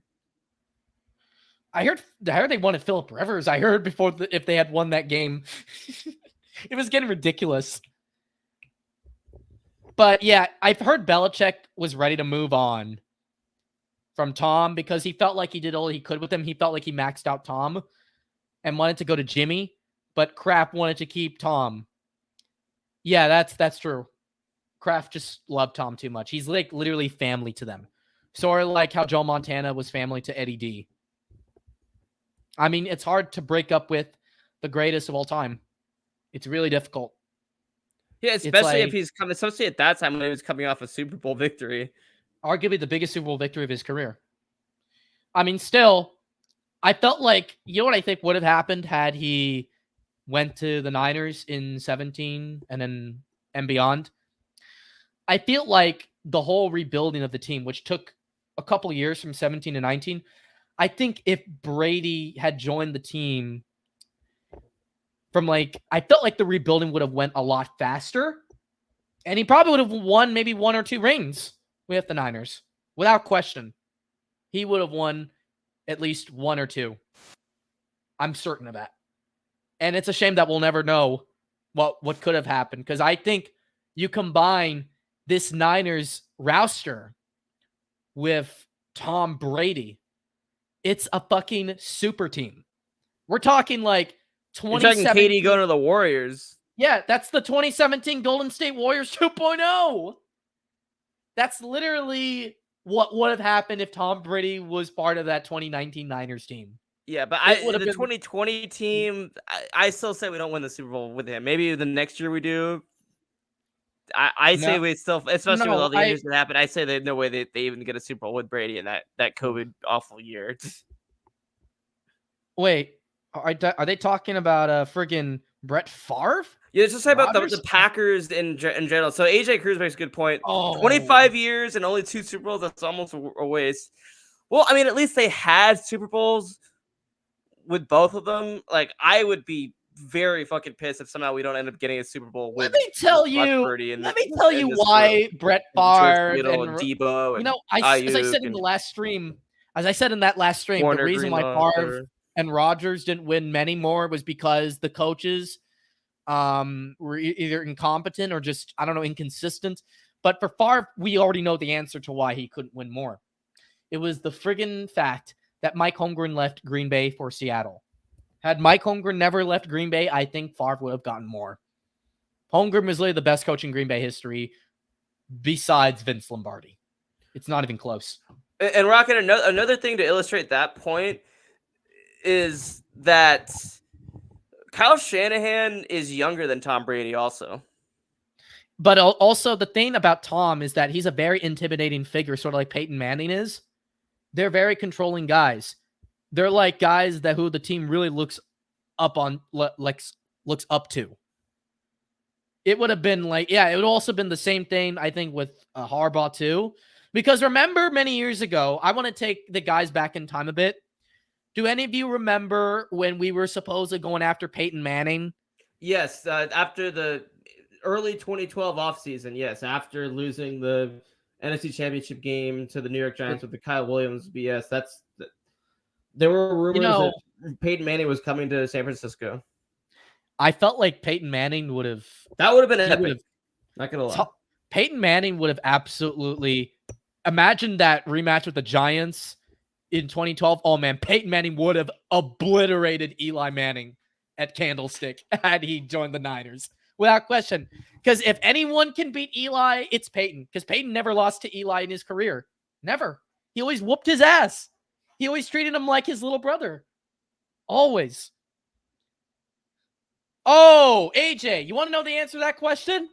Let me explain, okay? First of all, let's go back. Let's start winding the clock back to 2010 in that playoff run, okay?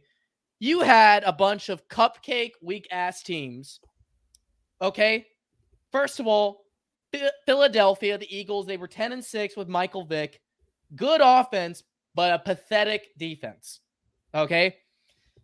And then the following round in the divisional, then you had an up-and-coming Falcons team who went 13-3, and they were probably the only legitimate good team throughout the playoffs that year. And then you had a Bears team with a good defense, but a shitty quarterback. Green Bay literally had a cupcake road to the Super Bowl in 2010. And for all it was worth, they took advantage of it. It was sort of like the 2019 Niners. They took advantage of a cupcake road. So in many regards, I would say it was a fluke, that Super Bowl run in 2010. But yeah, the only team, like legitimate good team that they did beat was the Pittsburgh Steelers. And I remember watching that game with the whole family. Super Bowl 45. Everyone was rooting for Rodgers. We were all rooting for Green Bay. Everybody was. Nobody wanted the Steelers to win another one. Yeah, I was too. Yeah, at that point, yeah. But seriously, it was all cupcake teams that Rodgers was dealing with in 2010. And that was the reason why they were able to get as far as they did. That's just the truth. Because after 2010, the NFC got stronger. Because, as you know, 2011, the New York Giants finally made the playoffs again. The 49ers finally were resurrected from the grave. And then you had the Vikings getting better. And then they disappeared for like a few years again. And then I recall Dallas was also sort of getting back on the rise. I mean, and also Washington was also briefly good for like that 1 year in 2012 as well. And then Philadelphia was also coming around too in 2013 with Chip Kelly. I mean, there was just no way that Packers team was going to win another one. And then, of course, you had the Seattle Seahawks. There was just no way. No way whatsoever Green Bay was winning another NFC Championship game, let alone another Super Bowl. The fact was the Packers took advantage of a very weak NFL that year. And to their credit, they got the ring. And, yeah, they made the best of it. And it is very unfortunate Rodgers doesn't have at least one or two more rings because he definitely deserves them, but it's just not the way it was or not meant to be. So I'm going to probably end this stream when it hits 11:30 my time, 10:30 Pacific time. So I wanted to touch on some things. So SG asks if I'm going to be doing a preview the day before the Super Bowl. I might, and I will be back from Las Vegas on February 8th because I'm going to be in Las Vegas where it's all going to be going down. Las Vegas! Viva Las Vegas! You know, that's what Greg Papa's call was after the Niners recovered the onside kick. Like he started singing the Viva Viva Las. Him and Las Tim Ryan Vegas! started singing the Viva Las Vegas song. That was so awesome. It was awesome having the TV muted and then sync to Greg Papa and Tim Ryan's call. But I'm actually gonna be leaving. I'm going to be leaving the Phoenix area to drive to Las Vegas after I get off work on this upcoming Sunday, about a 4.5 hour drive. And then on Monday morning, my friend that I met on YouTube back in 2009 is going to be flying all the way from Charlotte, North Carolina to Vegas. And I have some hotel rooms booked. I got the hotel discount, so I have some hotel rooms booked, as a matter of fact. I might try to hang out with Damon Bruce and and Larry Krueger on the Wednesday, because I believe that's when they're going to be there. So I'll see about that. Of course, there's a lot of plusers, as they call them, in my chat that watch my thing. So I'll definitely try to do something when it comes. By the way, to since that, they're going to Vegas, be very responsible in the gambling side of things, and also, I dare you to try the Heart Attack Grill. I dare you. We are. My friend and I actually are going there. As a matter of fact, I believe. Oh, that's awesome. Definitely try it. Yes, and it's funny because I was in Las Vegas for the Niners-Raiders preseason game. The Niners season started in Vegas, and just like whatever happens in Vegas, it's gonna end. It's gonna end in Vegas. It started in Vegas, and it will end in Vegas. Yes, just imagine. And of course, Ike from Ike's Sandwich Rock. I actually met Ike back when he went to my local location, the new Desert Ridge location, really close to me, because there has been Ikes all around the Phoenix area, but not any that were really that close to me. And they opened up one in May, and I tweeted Ike, and he said he was going to be at Desert Ridge location. He invited me to meet him, which I did. So it'll be cool to see him in Vegas again. I was going to take my friend to Ike's also, since my friend on the East Coast actually really wants to go to In-N-Out because he went to Vegas for the NFL draft a couple of years ago, and he went to In-N-Out for the first time, and so he definitely wants to go to In-N-Out again. So I've been avoiding going to In-N-Out for this last month just so I can go there for the first time in a while in Vegas. So looking forward to that. Where am I from? I'm literally from the Bay Area, man. I'm native. I'm like from the East Bay. I'm from the East Bay. I was born in Palo Alto, but wait, were you born in Palo Alto too? Yeah, I was born and lived in Palo Alto at Stanford. Oh, that's right. I think I remember like 10 years ago when we talked. I think we talked about that. I forgot about that. Yeah, I was born in Palo Alto and lived there the first 7 years of my life before moving up to the Cave. My history is my history is simple. I was born in Palo Alto, but the first 3 years of my life I was in San Mateo. In fact, I was born right before Tom was drafted. In fact, Tom was literally just another member of the community in San Mateo. He was literally just, him and his family were just neighbors, if anything. But then suddenly, as you know by now, they became more than that. And then after that, in 2003, my family moved to the Tri-Valley, which, of course, that is Dublin, Pleasanton, Saramone, Livermore, Danville. And that's where I've lived for most of my life from 2003 to 2021. I now live in Martinez. And not going to lie, I kind of like it here better than the Tri-Valley because there's more to do here. It's not as boring.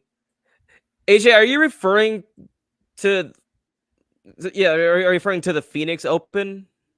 When you say definitely Phoenix Live? I definitely try White Castle, Danny. That's good. I haven't been to it. There is one in Scottsdale, not far from me. I remember when it first opened, there was a huge ass line, and it was a big deal about that. That was really huge. But real quick, I wanted to just touch on some things. So, of course, this Super Bowl 54 is going to be Super Bowl 58 is going to be a rematch of Super Bowl 54. Now, George Kittle, after that Super Bowl, said he was going to be back there with a fucking vengeance. And 4 years later, he's back on that stage, back against the team that defeated us, and we're ready for that vengeance. That's going to be epic. And by the way, George Kittle, during the Larry Hallis trophy ceremony. George Papa Bear Hallis, Danny. Don't you forget that name.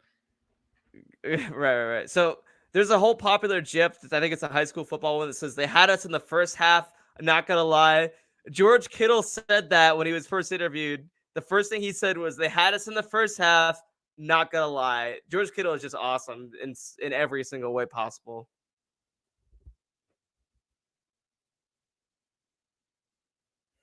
But yes, the Phoenix Open is still there, if that's what you're referring to.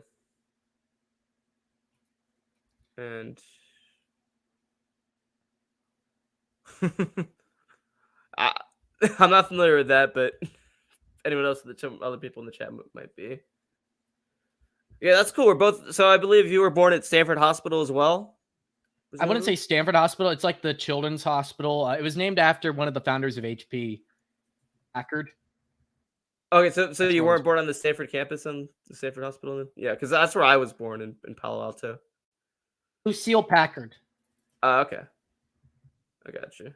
Yeah, for some reason I thought that was the only hospital that was directly in Palo Alto, but Palo Alto I forget has. But my mom actually met Steve Young, or didn't meet him, but saw him because he still lives in Palo Alto. When she was pregnant with me, actually, she saw Steve Young at a local grocery store in Palo Alto.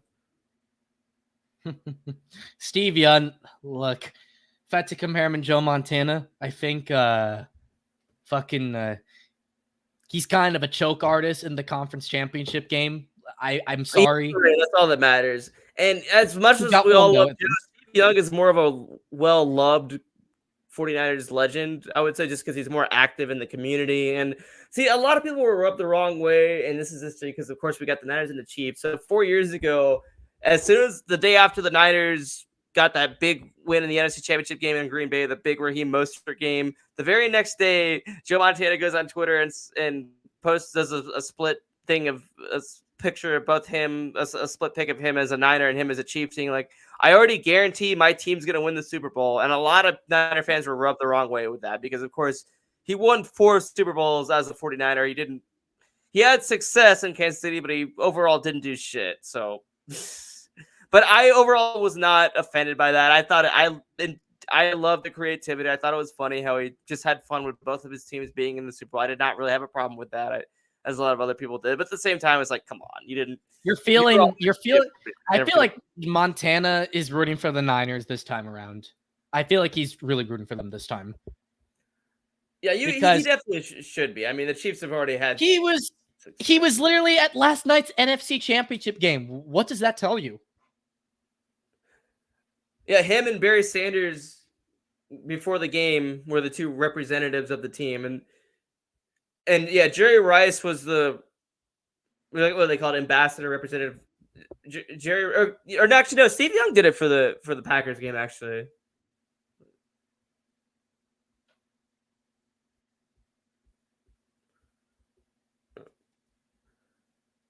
Barry Sanders is like literally. I mean, the thing is that what I like about Barry is that he's so humble. He doesn't even think he's the greatest of all time because his dad says you're not the best of all time. And it's true. He never won a ring. Never. And that's sad because he's definitely one of the best of all time to do it. He even retired very early in his career. Very early. But what else could he have done, right? Detroit is not a well-ran organization, at least now, until now. Yeah, but now Detroit, obviously, if you're a Lions fan, you are fucking pissed off for the fact that you blew that 24-7 lead. That's going to be the new 28-3. But at the same time, the fact that your team made it to the NFC Championship game for the first time in since George H.W. Bush. Yeah, because were they in the NFC Championship game that 91? Well, I think didn't they lose in the divisional round? Yeah. No, they went to the NFC Championship game, but they got their ass. They got raped by the Redskins. Right. Okay. Yeah. 41-10. That was the year where they won. They've won 3 playoff games since JFK. Now, there's a funny meme that was like, the JFK's only missed 1 Lions playoff victory before this season, but now they have 3, and they're just going to go nowhere from there. Dan Campbell, despite the fact that he kind of blew the game yesterday, has been a damn good coach, is probably going to get coach of the year, as he very well should. He completely turned the franchise around.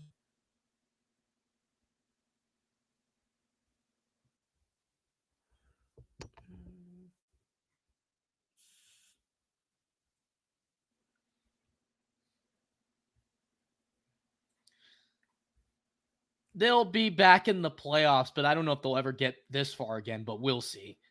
There's still a lot of time left for them. They're a young team. I mean, we already know who's cooked in the NFC. I think Cowboys are cooked for good. Yeah. Well, I felt hopefully, at like least. they're Although I think they'll have a good year next year, at least with Dak. But they're not going to go far in the playoffs. Like they're going to choke in the playoffs again. I think they're gonna do it again and again and again and again until Jerry Jones passes away. Yeah. It's the Adrian only way Cruz they says can escape. Steve is the people's QB, 100%, absolutely.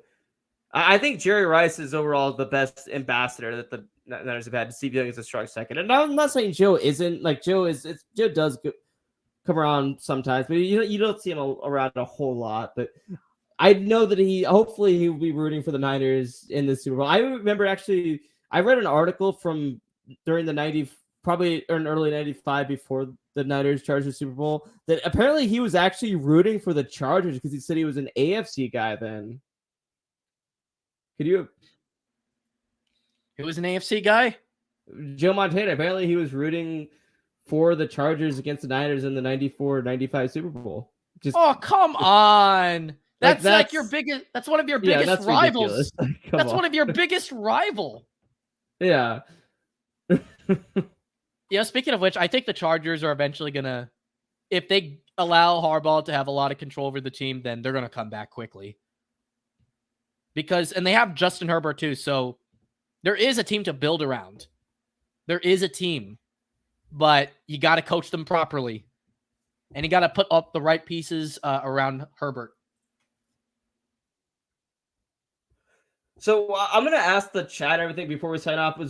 What do you think the main factor of the who do you give the game ball to yesterday? I think I'm going to give it to Brandon Ayuk just because of those plays were just incredible. And he also scored a touchdown right after he made that big play. So I would give my game ball to Brandon Ayuk. For me personally, I'm going to give the game ball to either Ayuk or, you know what, I'm gonna maybe piss some people off with this, but Steve Wilkes. He got his shit together in the second half. Yeah, this is only a player award though. It's only a player game ball. A coach does not count in this case. Okay, but yeah, if we're talking about players, definitely Brandon Ayuk. That catch changed everything in that game. No question about it. It was Brandon Ayuk for me. Yeah. Yeah, Brock Purdy threw a pick. Had two touchdowns. Yeah, okay, that's another thing I want to touch on. So, Dan Campbell, absolutely. Yeah, in that case, if you're going to give it to coaches, you got to give it to Dan Campbell. But so every game before that Purdy's thrown an interception, the Niners have lost. And so when Purdy threw an interception, I'm sure a lot of people thought the game was over because of the fact that when he's throwing a pick, they've lost. But he's come close to throwing a lot of picks in games where he's still played very well and gotten the win. So I knew that the game was not over yet. Now, at halftime, if you were to ask me, did I think the Lions were going to win the game? Yes, I did think the Lions were most likely going to win the game, but I knew the Niners weren't just going to lay down and die. I knew they were going to fight. It's the fucking NFC Championship game. It's no regular season game. It's literally life or death. It was literally sudden death. There's no game 2, game 3 like NBA, MLB, or hockey. No, this is one game elimination, knockout. Like, it was literally life or death in this football game, and Niners knew it. So, and they treated it that way in the second half. They were fighting for their life, and they won.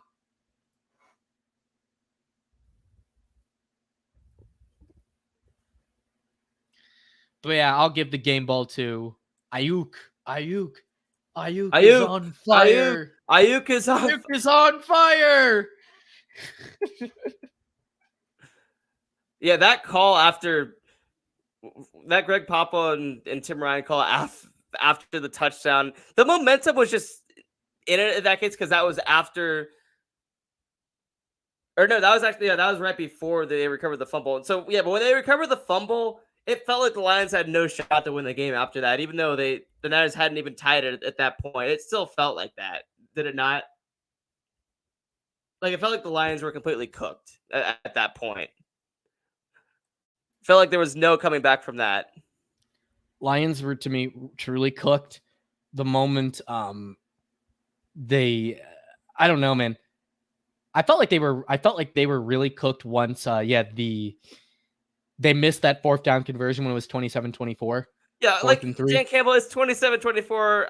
He's a gutsy coach. He likes to go for it on 4th down, but a lot of people were made and this is exactly the first thing I thought of when I was watching the Cowboys-Lions game when Campbell both times went for it on 4th went for the 2-point conversion. It was like he's playing Madden. It felt like he was just playing Madden and just was going for it on 4th down. That's what it basically was. But in the sense, you can't blame it on that because that's what led the Lions to where they were.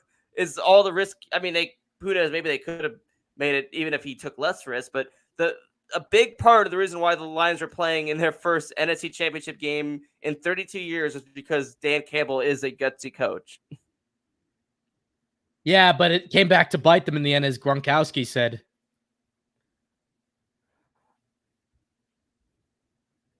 Yeah, but it's getting a little bit late. I do have to work tomorrow morning, so I would, CJ, I know you wanted me to stay longer. I would if I didn't have to work tomorrow, but I am going to sign off. I would like to thank everyone for joining. I'd like to thank Otis. And actually, yep. Sean, you want to give your final word to everyone? Personally, yeah, I want to say that for me personally in my life, that was definitely the best NFC Championship game I've ever seen of all of them. I have never seen a conference championship, at least this competitive, but also this.